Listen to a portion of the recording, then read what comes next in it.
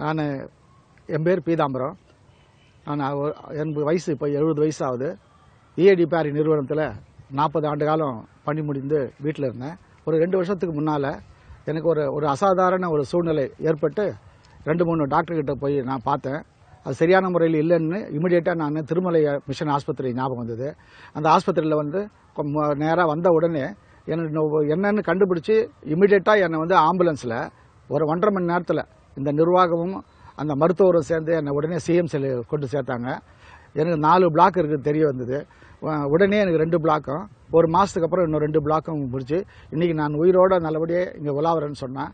அதுக்கு இந்த திருமலை மிஷன் ஆஸ்பத்திரி மிகவும் உதவி செய்தது என்பதை என்னால் மறக்க முடியாது.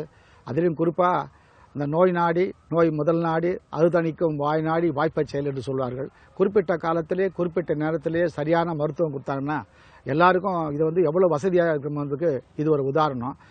இன்றைக்கும் இந்த ஆஸ்பத்திரி நிறைய ப்ரோக்ராம் செய்கிறாங்க. இது வளர்ந்து வரும் ஒரு மருத்துவமனை.